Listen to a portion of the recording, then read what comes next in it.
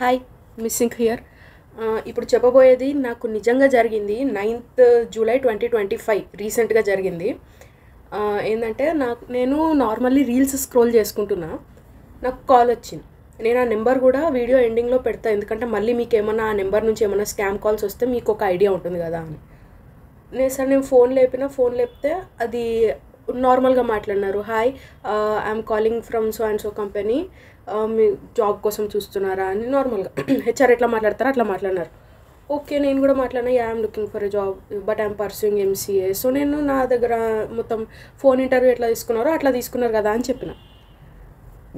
అంతా చెప్పినాక కొన్ని కండిషన్స్ చెప్పినారు.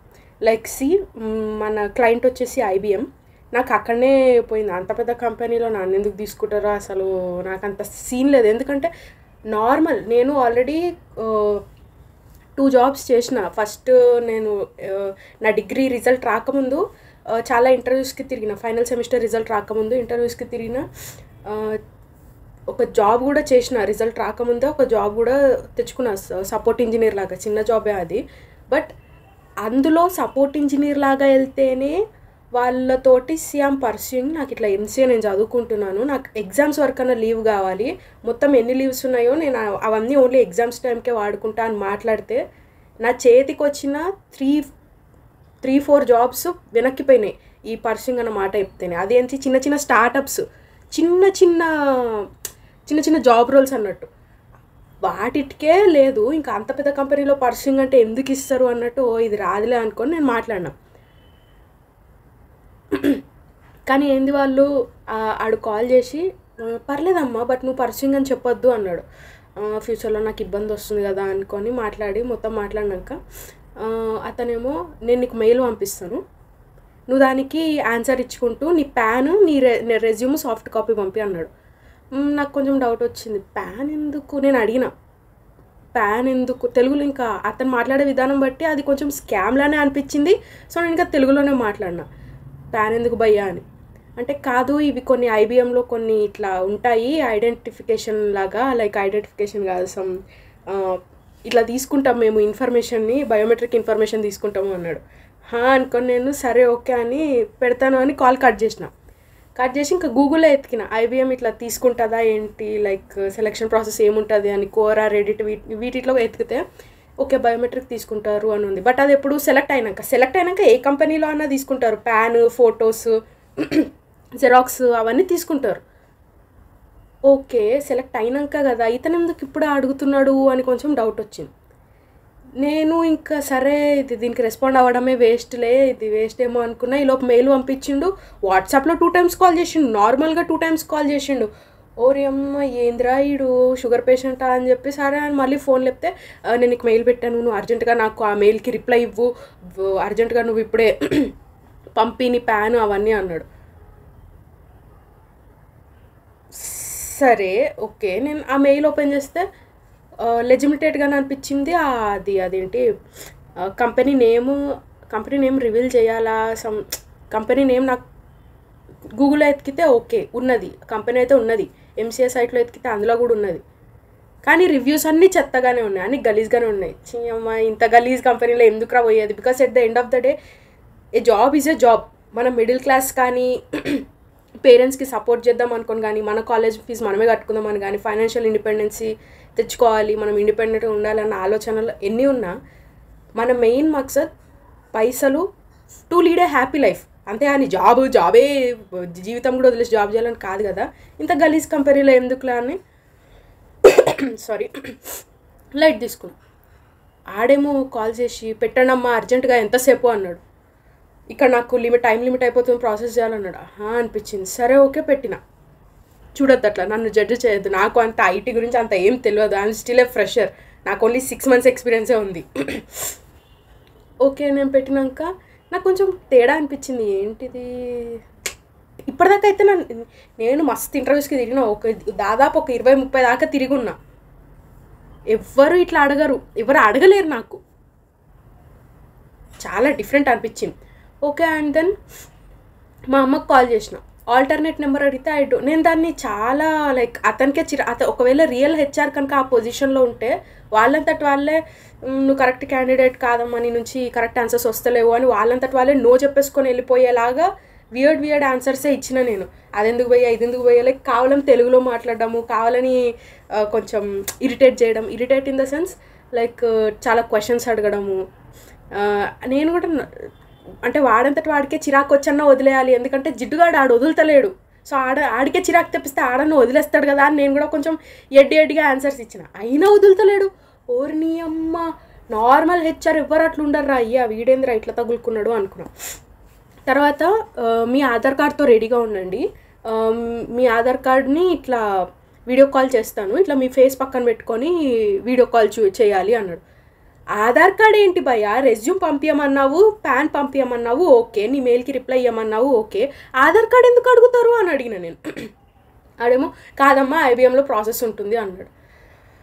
లేదు, నాకు డౌట్ వచ్చి నేను అసలు రిప్లై అయ్యలేదు. 2 minutes తర్వాత నీ ఆధార్ కార్డ్తో రెడీగా ఉండి నాకు హాయ్ బ్రో అని మెసేజ్ చెయ్యు అన్నాడు. హాయ్ బ్రో అని మెసేజ్ చేయడం ఏంది అంటే, ఇంత జరుగుతున్నా నా ఎడ్డి బ్రెయిన్కి ఏం ఆపేయాలి, బ్లాక్ చేయాలి అన్న ఐడియా కూడా రాలేదు. ఓకే సరే, ఇంకా ఆడే వదిలేస్తాడులే అనుకున్నా. 15 నిమిషాలైనాక అతనే కాల్ చేసాడు, వీడియో కాల్ చేసి ఇట్లా ఫేస్ పక్కన పెట్టుకో అన్నాడు. పెట్టుకున్నా కట్ చేసేసిన కావాలని వెంటనే కట్ చేసేసిన. దాని తర్వాత మళ్ళీ నాకు డౌట్ వచ్చి మా అమ్మకి చెప్పిన, అమ్మ ఇట్లా నీ ఆల్టర్నేట్ నెంబర్ కింద నీది అడిగి తీసుకున్నారు వాళ్ళు, నేను ఇవ్వడం కూడా కాదు, ఏదన్నా I don't have second number bro, లేదు బ్రో నాకు ఇంట్రెస్ట్ లేదు ఇట్లా చెప్తున్నా కూడా లేదు, అసలు నాకు ఇప్పుడు ఇంట్రెస్ట్ లేదు బ్రో, నేను పర్సూయింగ్, నేను అబద్ధం చెప్పి జాయిన్ అయినా అనుకో, నేను ఫ్యూచర్లో నాకు ఎగ్జామ్స్ టైంలో నాకు ఇవ్వకపోతే నాకు కష్టము, ఎందుకంటే నేను స్కాలర్షిప్ మీద చదువుకుంటున్నాను, నాకు కంపల్సరీ 90%, 85-90% ఉంటేనే నాకు ఆడ స్కాలర్షిప్ వస్తుంది, నేను ఓసీని.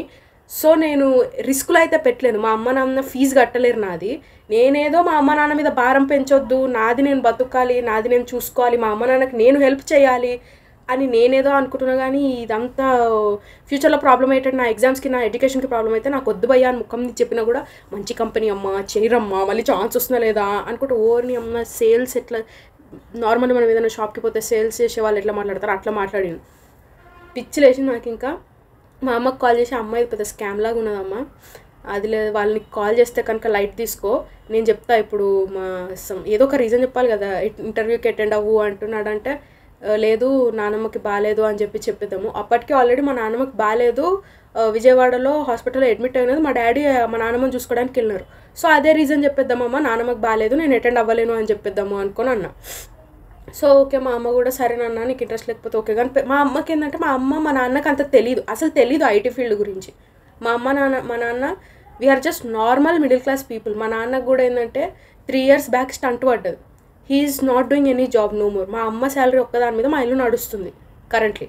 సో నేను ఇట్లా డిగ్రీ అయిపోయాక ఇట్లా సపోర్ట్ చేద్దాము అని ఏదో చిన్న జాబో పెద్ద జాబో చేసి ఇంట్లో ఉన్నంత వరకు సపోర్ట్ చేసి, అది కూడా ఎందుకు పోయిందంటే సేమ్ వాళ్ళు నాకు నా ఫస్ట్ జాబ్కి కూడా నాకు శాలరీ ఇవ్వలేదు, 3-4 months చాలా తిప్పించుకున్నారు, అకౌంట్ బ్లాక్ అయిందన్నారు, పోయి బ్యాంక్లో మాట్లాడితే మీ కంపెనీ ఫ్రాడ్ అంటే మీ కంపెనీలో కొంచెం ప్రాబ్లమ్స్ ఉన్నాయి అన్నారు, ఇదేదో కొంచెం ప్రాబ్లం తెచ్చేదే అని మానేసిన. తర్వాత మళ్ళీ వేరే దగ్గర జాయిన్ అయితే వాడు ఎగ్జామ్స్కి లీవ్ ఇవ్వని అన్నాడు. లేదు సార్ అట్లీస్ట్ ఎగ్జామ్ రోజన్నా ఇవ్వండి, 5 subjects 5 days అన్నా ఇవ్వండి సార్ అంటే, లేదు నువ్వు ల్యాప్టాప్ పెట్టేసే మానేసే అన్నాడు. సో అట్లా పోయినాయి.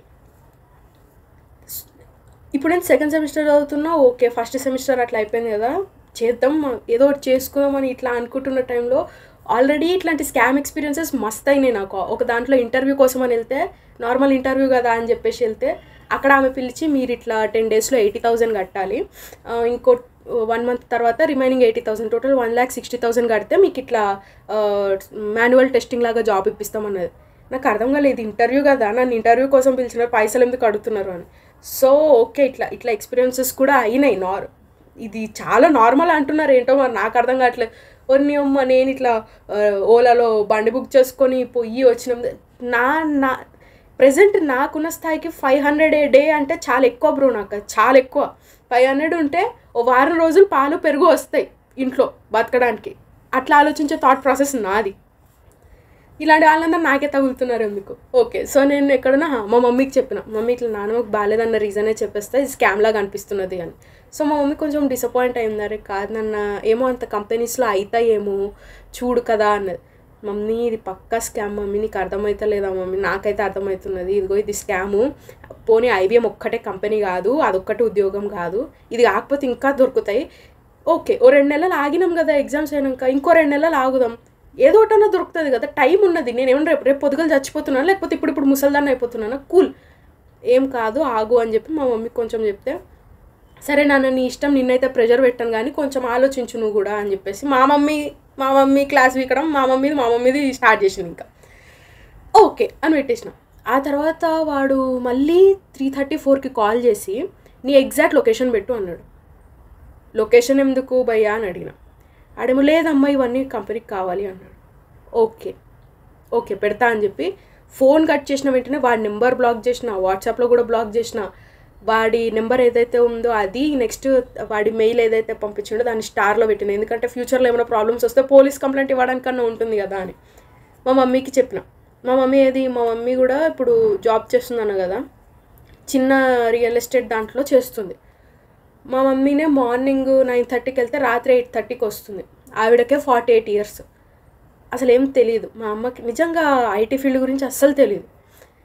నేను మా చెల్లి మాది మేమే చదువుకుంటున్నాం, మాది మేమే డిస్కస్ చేసుకుంటాం. So typical middle class family మాది. అదొక సినిమా ఉంటుంది కదా, ఏమిచ్చే ఏమందువే పాట ఉంటుంది ఆ సినిమాలో, అలా ఐశ్వర్యరాయ్ తబు ఎట్లుంటారో నేను మా చెల్లి అట్లా ఉన్నాం కరెంట్లీ. డిఫరెన్స్ ఏంటంటే ఆ సినిమాలో వాళ్ళకి ఫాదర్ ఉండడు, మా దగ్గర మా ఫాదర్ ఇప్పుడు జాబ్ చేసే పొజిషన్లో లేరు, ఆయన ప్రెషర్ పెట్టడం కూడా మాకు ఇష్టం లేదు.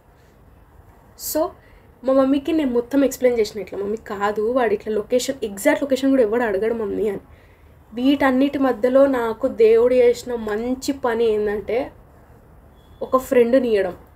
నాకు డిగ్రీలో క్లాస్మేట్, తన అన్న ఇట్లా ఐబీఎంలోనే చేసి అంటే వాళ్ళ అన్న సాఫ్ట్వేర్ సైడ్, అట్లీస్ట్ వాళ్ళన్న గైడెన్స్ ఇస్తారు. లిటరల్గా మా చుట్టాలలో కూడా చాలామంది ఐటీ వాళ్ళు ఉన్నారు, ఇద్దరు చాలామంది అంటే 3-4 దాకా ఉన్నారు. మా అమ్మ సైడ్ చుట్టాలు ఉన్నారు, వాళ్ళైతే జర్మనీలో యూఎస్లో కూడా సెటిల్ అయ్యి అక్కడ జాబ్ చేస్తున్న వాళ్ళు ఉన్నారు. బట్ ఏంటంటే పైసలు లేవు అని చాలా చిన్న చూపు అనమాట. కొంచెం పర్సనల్ విషయాలు కూడా ఓపెన్ అప్ అయిపోయి చెప్తున్నా, చాలా చిన్న చూపు అనమాట మేమంటే. అదేంటంటే మా చిన్నప్పుడు బాగుండే వాళ్ళం, అంటే మా డాడీ జాబ్ చేసినంతకాలము అప్పర్ మిడిల్ క్లాస్ ఉండే మాదంతా. సడన్గా మొత్తం పడిపోయింది, టోటల్ కొలాప్స్ అయిపోయినాం. It's okay, it happens. Like son of సత్యమూర్తిలో ఎట్లా ఒకటేసారి ఫాదర్ ఉన్నంత వరకు బాగుండి ఫాదర్ చనిపోగానే మొత్తం మారిపోతుంది కదా, ఎగ్జాక్ట్ పొజిషన్లో ఉన్నాం మేము ఇప్పుడు అట్లా. కాకపోతే దేవుడి వల్ల మా ఫాదర్ బతికినారు, నిజంగా దేవుడిదే అది. ఓకే, సో మాకు అట్లా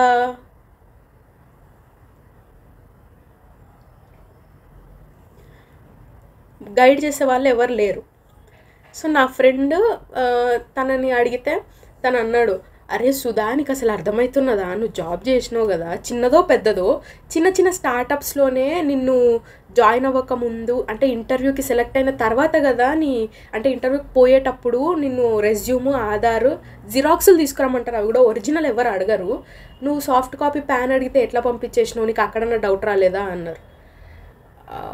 అవును, బట్ నాకు తెలీదు ఐబీఎంలో అలా ప్రాసెస్ అవుతుంది అని చెప్పారు, నేను గూగుల్లో ఎతుకుతుంటే అట్లా అవుతుంది అని వచ్చింది, బట్ అది సెలెక్ట్ అయిన తర్వాత అవుతుంది అన్నారు. నేను సేమ్ క్వశ్చన్ అడిగితే ఇది మనము అవుట్సోర్సింగ్ కింద వేస్తున్నాం కదమ్మా, ఇవి ముందే తీసుకుంటారు ఈ డీటెయిల్స్ అని మాట్లాడిండు అని చెప్పేసి అంటే ఓకే అదంతా కూడా వదిలే, నీకు అసలు అర్థమవుతున్నదా, నువ్వు ఇట్లా వీడియో కాల్ చేసిన మొత్తం చెప్పిన నాకు జరిగిన సిచ్యువేషన్ అంతా చెప్తే, నువ్వు బ్లాక్ చేసి మంచి పని చేసినావు అసలుకి, లేకపోతే వాడు నాకే అతను అన్నాడు, ఆడు నీ డీటెయిల్స్ తీసుకొని నీ పేరు మీద లోన్ తీసుకొని ఆడు చెక్ చేస్తాడు, తర్వాత నువ్వు బలవుతావు, మంచిదైంది బ్లాక్ చేసినావు, ఏం చేస్తావంటే ఒకసారి ఆ నెంబర్కి కాల్ చేసి ఇట్లా పోలీస్ కంప్లైంట్ ఇస్తాను సంథింగ్ ఏదో ఒకటన్నా బెదిరించాల్సింది, నువ్వు ఎందుకు వదిలేసినావు అన్నాడు. నాకైతే బుర్ర బ్లాంక్ అయింది. అది ఎప్పుడు ఈవినింగ్ 5-6 ఆ టైంలో ఏంటి ఇలా కూడా జరుగుతున్నదా అని. సో అప్పుడు నాకు అర్థమైనది.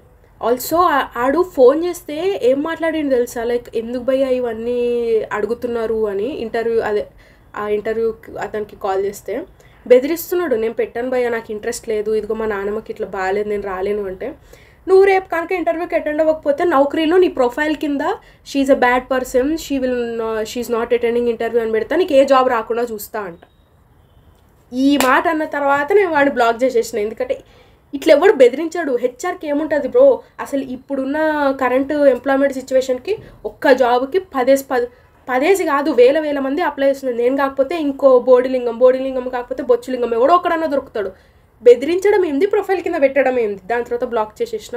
అప్పుడు తిట్టినాడు నా ఫ్రెండ్, ఇంకా కమాన్ సుధా, నువ్వు చిన్నపిల్లవి కాదు, ఓకే నేను ఒప్పుకుంటాను, నీకు గైడెన్స్ లేదు, నీకు చెప్పేవాళ్ళు ఎవరు లేరు, but come on use some sense, నువ్వు చదువుకుంటున్నావు కదా, అట్లా ఎవరు అడగరు. ఓకే అయిపోయింది ఏదో అయిపోయింది, బట్ అట్లా ఎవరు అడగరు నిన్ను.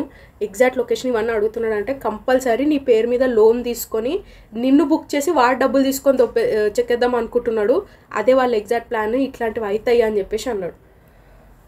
అమ్మా నాకు ఫ్యూజులు ఎగిరిపోయినాయి అసలు అది వినంగానే, ఏంట్రా ఇది అని. ఇదే ఎగ్జాక్ట్ విషయం మా మమ్మీ 9:30కి ఇంటికి వచ్చాక చెప్పిన మా అమ్మకి, ఇట్లా అమ్మ ఇట్లా జరుగుతుందంట, థ్యాంక్ గాడ్ నేను బ్లాక్ చేసేసిన. యాక్చువల్లీ మా అమ్మని లేదన్న ట్రై చేయను అన్నందుకు మా అమ్మ కోసం నేను ఇంకొకసారి బెదిరించక ముందు వరకు ట్రై చేసిన. బెదిరించిన విషయం ఎప్పుడైతే మా అమ్మకి చెప్పానో మా అమ్మకి ఇట్లా ఇంకా ఫుల్ బీపీ లేచిపోయింది. ఒకసారి నాకు నెంబర్ నేను మాట్లాడతా అన్నది, మాట్లాడి ఫుల్ అసలు ఇట్లా రికార్డింగ్ వినిపిస్తూ ఉన్నాను.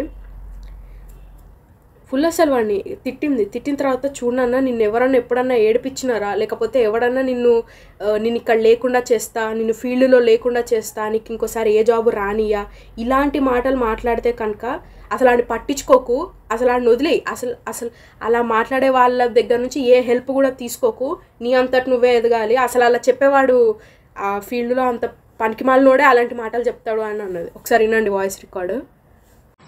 హలో, నాకు మధ్యాహ్నం కాల్ చేశారు మా పాప ఇంటర్వ్యూ అని, చెప్పండి. నేను బిజీ ఉండే మధ్యాహ్నం. అదే అంటే ఇంటర్వ్యూకి వస్తానని, అదే రావట్లేదు, వాళ్ళ నాయనమ్మకేమో బాగాలేదు, ఐసీయూలో ఉన్నారు అని చెప్తున్నారు. ఓకే, అందుకే నేను అడుగుతాం, ఆల్టర్నేటివ్ నంబర్ మీకు ఉందా? అవునవును, అది షెడ్యూల్ అయింది మ్యామ్, అది ఇంటర్వ్యూ అంతా షెడ్యూల్ అయింది. ఇప్పుడు రాలేదంటే ఆ అమ్మాయికి ఇబ్బంది అయిపోతుంది. అదేం నడవట్లేదు. యాక్చువల్గా మంచి కంపెనీ. ఏం కంపెనీ? కంపెనీ పేరు ఐబిఎం వాళ్ళు డైరెక్ట్ ఏదైనా కోడ్, ఆమెకి ఇంటర్వ్యూ కోడ్ ఇవ్వాలి కదండి, ఇంటర్వ్యూ కోడ్ ఏం రాలేదమ్మా అని చెప్తుంది నాతోటి. మ్యామ్ మీకు కావాలంటే మీకు స్క్రీన్ షాట్ పెడతాను, మెయిల్ పంపిస్తున్నాను మ్యామ్. పొద్దున్న నేను తనకు అడిగే కన్ఫర్మ్ అవును వస్తారు అంటే నీకు పంపిస్తున్నాను. కరెక్టే, కానీ నాకు డౌట్ ఎక్కడ వచ్చిందంటే ఇంటర్వ్యూ ఆమెకు ఆల్రెడీ 2-3 ఇంటర్వ్యూస్ అటెండ్ అయ్యి ఉన్నది కాబట్టి ఆమెకు నాలెడ్జ్ ఉంది. నేను కూడా ట్యాక్స్ కన్సల్టెంట్ నే, నాకు కూడా కొంచెం ఐడియా ఉంది.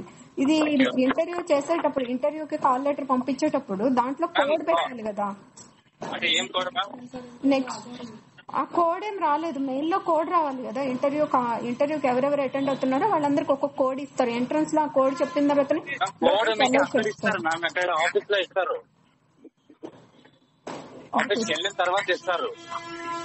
సరే. అది ఆధార్ కార్డ్ తోటి ఎందుకు లైవ్ తీసుకున్నారు వీడియో?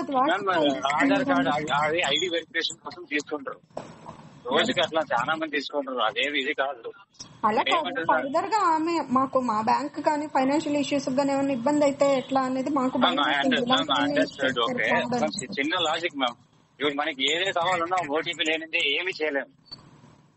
ఎందుకండి ఎక్కువసేపు మాట్లాడితే ఓటీపీలు ఎందుకు? ఫోన్ లో హ్యాక్ చేసేస్తున్నారు కదా ఈ రోజుల్లో. కరెక్టే మ్యామ్, మేము ఏమైనా అకౌంట్ నెంబర్ అడుగుతున్నామా లేదా ఇంకోటి ఏదైనా అడుగుతున్నామా?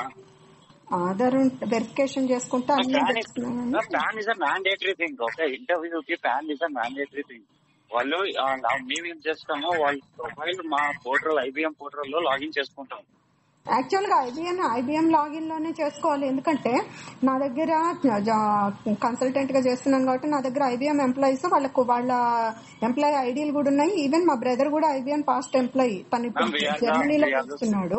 సో వాళ్ళ ఎంప్లాయీ ఐడీలు కూడా ఉన్నాయి. వాళ్ళని అడిగాను, లేదండి అలా ఎప్పుడు ఇవ్వము, పైగా డైరెక్ట్ ఐబిఎం త్రూ రావాలి కదా, వీళ్ళు హైబ్రిడ్ ఇస్తున్నారు అని అడుగుతున్నారు వాళ్ళు. కన్సల్టెంట్ మీది కన్సల్టెంటా? మాది కన్సల్టెంట్, మాది contract. Contract job. Okay okay, it's permanent employment, but payroll మాత్రం మా కంపెనీ మీద ఉంటుంది వాళ్ళకి. అది నాకు ఐబీఎం లో చేసిన వాళ్ళైతే ఇలా ఎప్పుడు తీసుకోం మేడం, మేము డైరెక్ట్ ఐబీఎం వాళ్ళు ఐబీఎం పేరోల్ మా పేరు, వాళ్ళకి జాబ్ వచ్చినా కూడా మా పేరు ఉంటుంది. మీరు ఐబీఎం అని చెప్పారు, బట్ ఇప్పుడేమో ఐబీఎం కాంట్రాక్ట్ బేస్ అని చెప్తున్నారు కదా, అందుకనే కాంట్రాక్ట్. అమ్మాయికి ఇవన్నీ చెప్తారా లేదని అడగండి. సరే ఓకేనండి.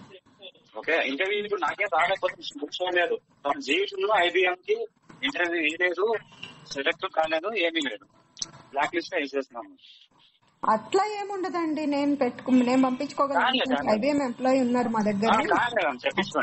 ఐబీఎం కాకపోతే ఇంకొకటి, ఇప్పుడు జాబే చేయాలని మా పాపకు కూడా ఏం లేదు, మా కన్సల్టెంట్ కాబట్టి ఇలా చెప్పడము, ఇలా బ్లాక్ చేయడము, ఇలా మనిషిని బ్లాక్ మెయిల్ చేయడము అది తప్పు కదా.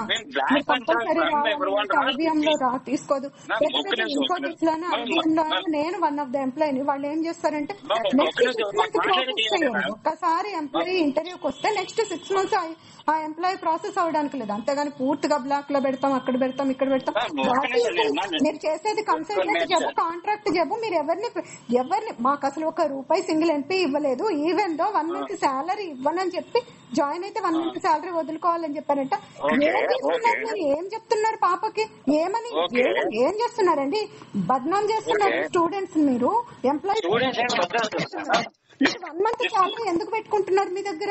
ఫస్ట్ మంత్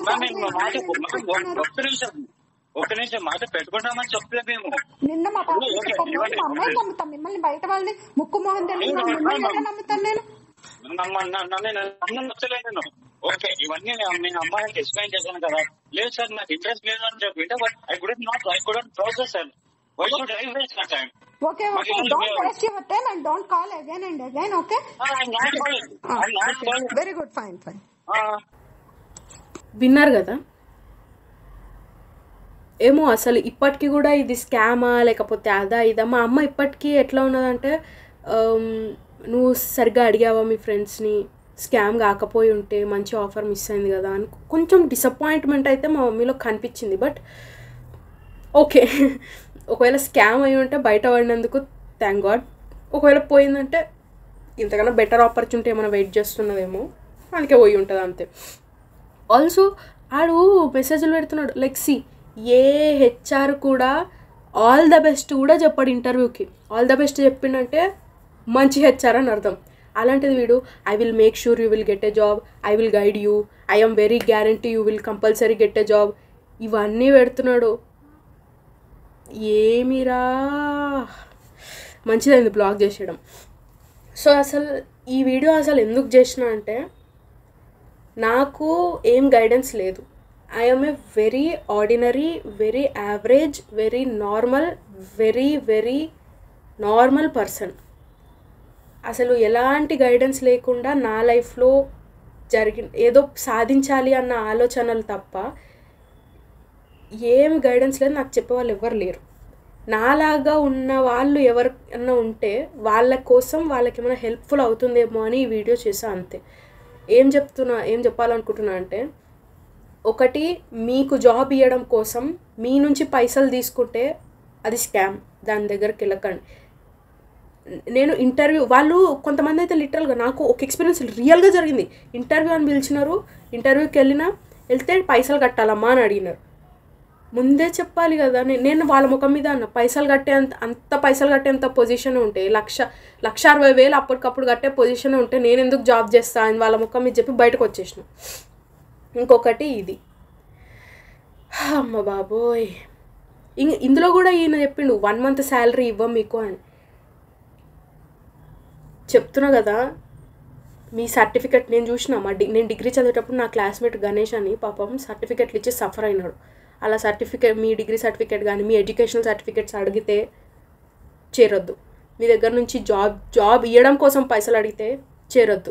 ఇలాంటి స్కామ్ కాల్స్, ఎవరన్నా మీ ఆధారు, పాన్, ఓటీపీ, లొకేషను ఇవన్నీ అడిగితే చేయదు. అవన్నీ స్కామ్స్.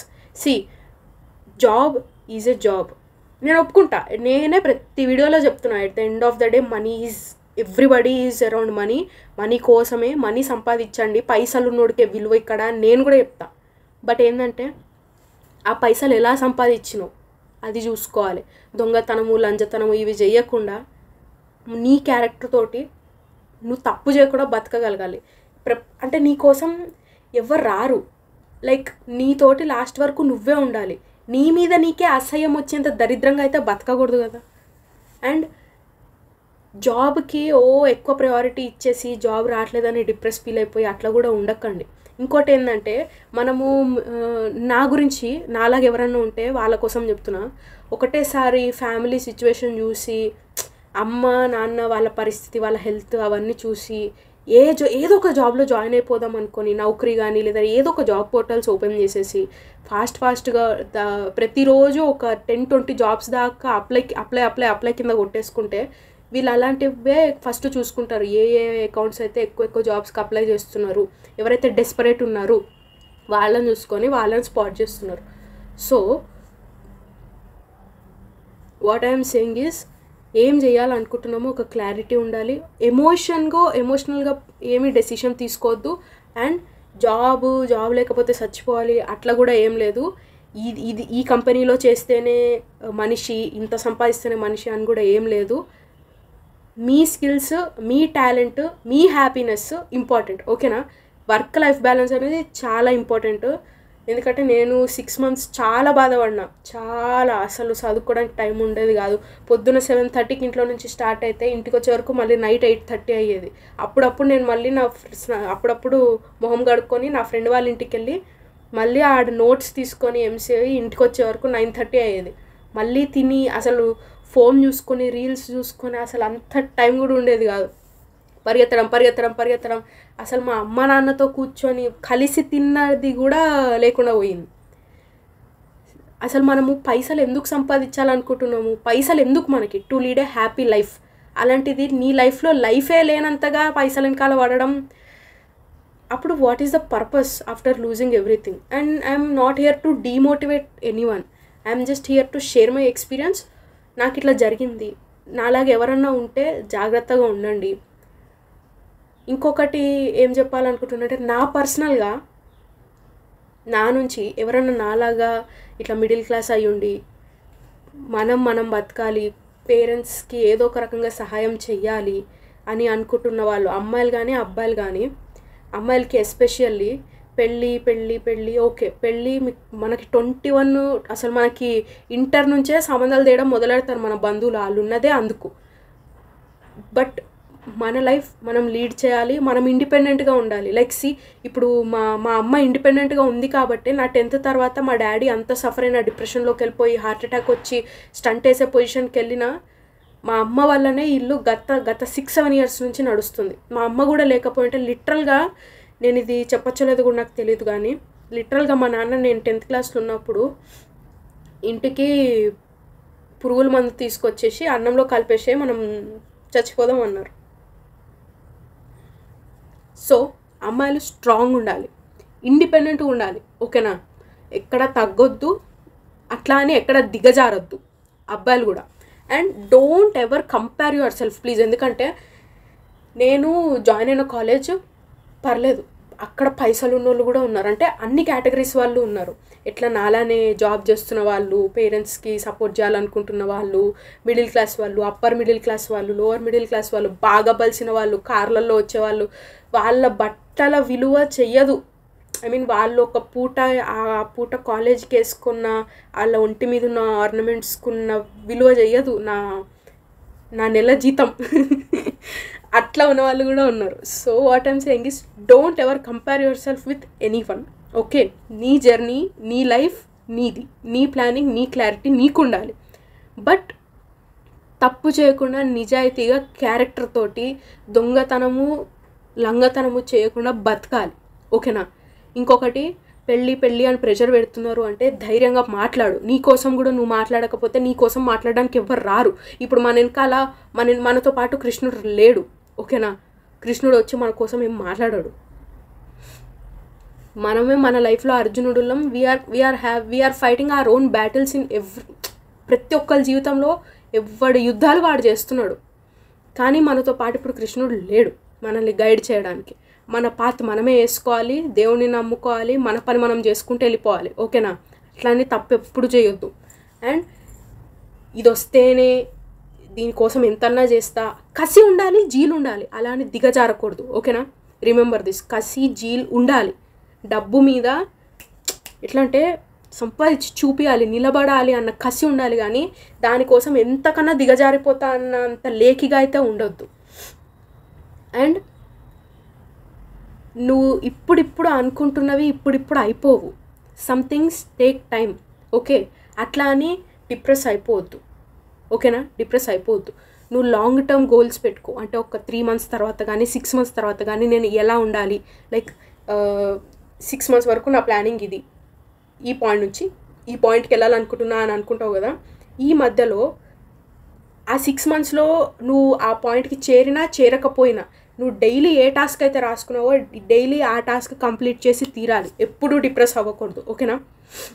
యాజ్ ఎ ఫ్రెండ్, లేకపోతే లైక్ ఈ వీడియో చూసే వాళ్ళు నన్ను ఫ్రెండ్ లాగా అనుకోండి, లేకపోతే కొంతమంది నన్ను చూసి నవ్వుకోవచ్చు, లేదా ఏంది ఈ పిల్ల ఇంత ఇమ్మెచ్యూర్ ఉంది, లేకపోతే ఈ పిల్ల ఏంది ఇంత నార్మల్ ఉంది, ఏంది ఇంత సోది వాగుతుంది, మీరు ఏమన్నా అనుకోవచ్చు. మీ ఒపీనియన్స్ నాకు కామెంట్ సెక్షన్లో పెట్టండి. లాస్ట్కి ఏం చెప్పాలనుకుంటున్నా అంటే, be aware of scam calls. ఓకేనా? అండ్ ప్రపంచము, విలువలు, ఆస్తులు, బొంగు భోషాణం ఇవన్నీ తీసి పక్కన పెట్టేస్తే అర్ధరాత్రి నీకు నిద్ర పట్టనప్పుడు అసలు ఏం చేస్తున్నామురా అని నీ మీద నీకు ఒక సెల్ఫ్ రిఫ్లెక్షన్ వేసుకున్నప్పుడు నువ్వు ఎంత ఎదిగావో అట్లీస్ట్ 1% అన్న, 0.0001% అన్న నీ ఎదుగుదల చూసి నీ మీద నీకు ఇట్లా గర్వం రావాలి. నాకు అప్పుడు ఏం తెలియకుండేరా, but I have learned this, I have gained this అని నీతో నీకు ఒక ఆనందం రావాలి, ఒక గర్వం రావాలి. అంతేగాని నిన్ను నువ్వు కూడా ఫేస్ చేసుకోలేనంత అంత గలీజ్గా అయితే బతకద్దు. This is the last thing. Thank you. Subscribe.